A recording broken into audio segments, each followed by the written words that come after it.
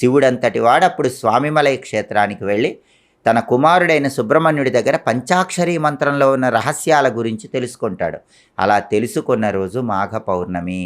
అందుకే మాఘ పౌర్ణమి రోజు స్వామిమలై క్షేత్రంలో సుబ్రహ్మణ్య స్వామికి ప్రత్యేకమైన ఉత్సవాలు నిర్వహిస్తారు. అప్పటి నుంచి సుబ్రహ్మణ్య స్వామికి స్వామినాథుడు, స్వామి గురునాథుడు అనే పేర్లు వచ్చినాయి. అంటే తన తండ్రికే ఉపదేశం చేసిన గొప్ప వ్యక్తి సుబ్రహ్మణ్య స్వామి.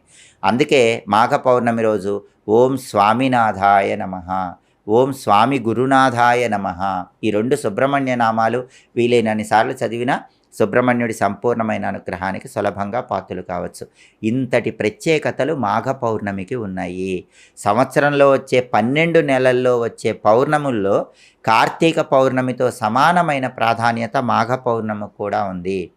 మాఘ పౌర్ణమి అంటేనే స్నానానికి ప్రాధాన్యత ఉన్న రోజు. మాఘ పౌర్ణమి అంటేనే దానానికి ప్రాధాన్యత ఉన్న రోజు.